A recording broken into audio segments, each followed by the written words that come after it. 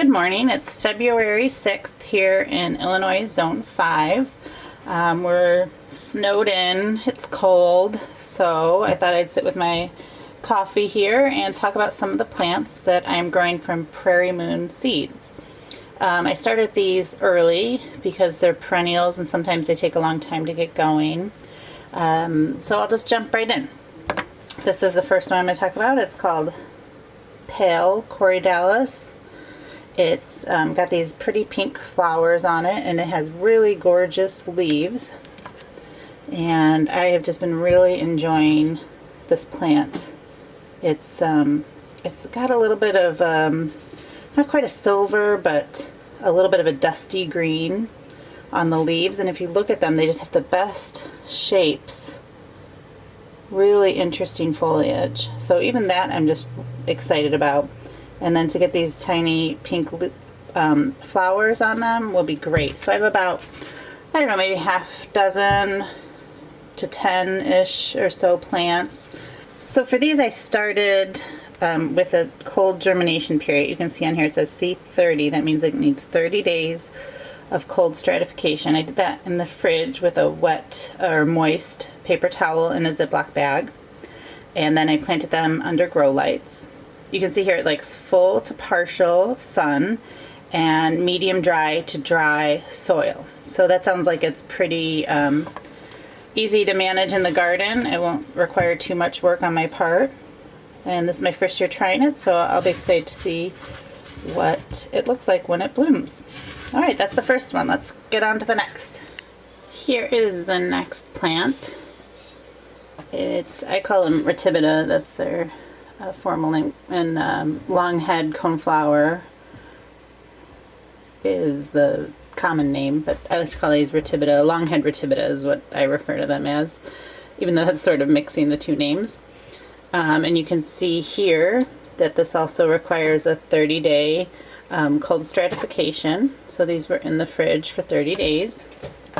And you see they're so pretty. Ratibitas are one of my favorite flowers. I have the Ratibita piñata in my yard already.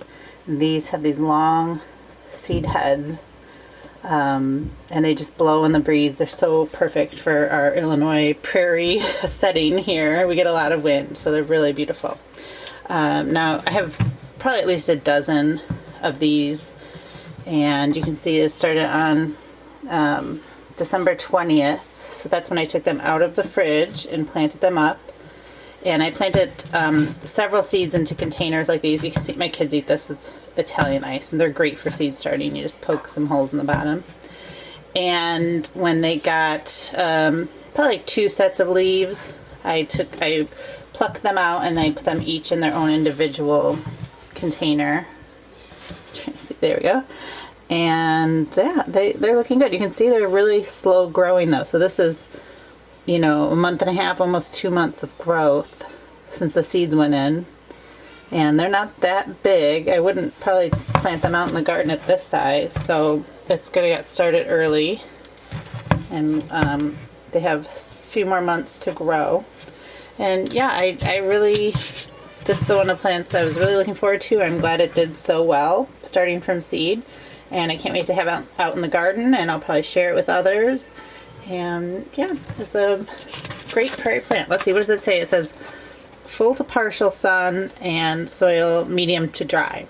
So again, once I got them in the ground, they required no maintenance. They just took care of themselves in a nice sunny spot in the yard. So highly recommend Ratibitas if you can get them going in your yard. Now here's one I'm not having much luck with, which is a bummer because I'm really excited about it. It's so pretty.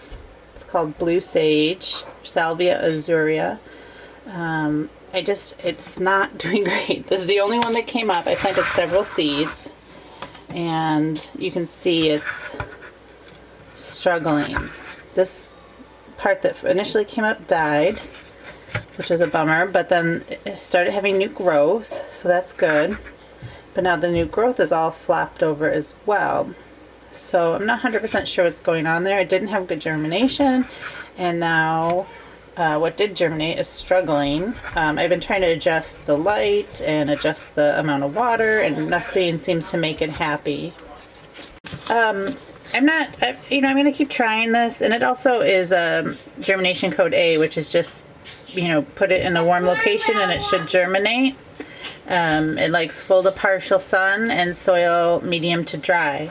So I'm not going to give up hope completely. I can give it a try outside this summer. I think I also put some in winter sowing as well. This plant is spotted Bee Balm, and this one didn't require any stratification. It's just sowing in a warm location and to surface sow it, that the seeds need light to germinate. It's full to partial sun and soil medium to dry. So, pretty easy, can fit in most places in my garden. And yeah, it's been doing well. Again, I think I started it in December, so it's just been kind of slowly growing along. I started it under grow lights, and then it's been sitting just in window light for a couple weeks now, and it looks really healthy. I think I have 3 of these started so far, and I put some in winter sowing too. And it has, I don't know if you can see, it has kind of like a purple, what's that, under the leaves. So it's got a good smell to it even. And yeah, it's got a lot of fresh new growth in here. So I'm excited. And I've seen this can really spread pretty well in the garden. And I've also seen it in bouquets. So that might be fun to try this year as well. Get some natives into our bouquets. And yeah, I'll just put these in the garden, see how they do, see if the winter sowing ones come up, and if I want to sow more I can, because they just go right on the ground when it's warm. This plant I've been very anxiously watching. It's called Leafy Prairie Clover. This package doesn't have a picture on it, but you can see here on the Prairie Moon website. Looks like that. And it has some issues with being endangered and being a bit rare. So I'm excited to establish this in my yard. But the first time I grew it, let's see, it didn't require germination, but it does do well with this, what is it, Rhizobium inoculant, which helps with legume plants, which this is a legume plant. And the first time I grew it, it got not quite as big as this, but about the size, and then it just flopped over and died. And so I'm glad that I was able to start another one. You can see though that the leaves, when there's one that fell off, the leaves are kind of getting a little folded up on the edges again, so I'm not sure. I've really been trying to keep my eye on it and give it the right amount of water. It's under the grow lights. I even reached out to someone online to get a little more information about the plant. So I'm cautiously optimistic for right now, but not 100% sure it's going to make it. I believe I winter sowed some as well, and since it is germination code A, where you can put it right outside when it's warm, I'll do that as well, just to try to get this established. It's really beautiful. It's great for pollinators, and like I said, it's I can't remember if it's actually considered endangered or close to endangered, but there's not a lot of it left in its natural habitat anymore. So fingers crossed this one makes it all the way to spring. This one is neat. Look at that picture. It's a button blazing star, or Liatris is the other common way of referring to it. And these are tall, kind of spiky purple plants, kind of these little fluffy flowers on them. It's likes full to partial sun and medium to dry soil, so it can fit in most places in the garden. And I did germinate these for 60 days in the refrigerator. So I planted them on January 21st, and you can see quite a few of them germinated. I had them under the grow lights in this little container here, and that one is getting real big. I usually wait until they have at least one, if not two, sets of true leaves to plant them into their own containers just so I can see which ones made it, which ones didn't, and it also gives them a little more resilience for transplanting. But yeah, I'm really happy about these. They're really beautiful. I have some of the just the regular blazing star, prairie blazing star flowers at our park garden that our garden club started. So I'm excited to add another variety. Here we go with Bradbury's Monarda, which is, Monarda is a Bee Balm category, so that's why it kind of looks like Bee Balm. These had 60 days of cold stratification in the fridge. They like full to partial sun and medium to medium dry soil. And you can see here's all the seedlings that came out of the fridge and went into this container on January 21st. So they're growing pretty good. They've already got 1 to 2 sets of true leaves on. So I think maybe this week or within a week or so I'll transplant them up to their own containers, their own fancy Italian ice containers. My kids eat a ton of these and they're super easy to start plants in. They're just the right size. So yeah, these are seem to be happy. These are pretty easy to grow in general. And they got that pretty purple coloring underneath their leaves there. And yeah, no issues at all. Started easily, looking strong, and yeah, hopefully get them out into the garden. All right, and now for the milkweed. These are 3 types of milkweed that have started inside. I also started them with winter sowing, and I have another variety that I just did with winter sowing. So they kind of look similar right now, the leaves and stuff. This one's really sturdy and strong. That one looks good.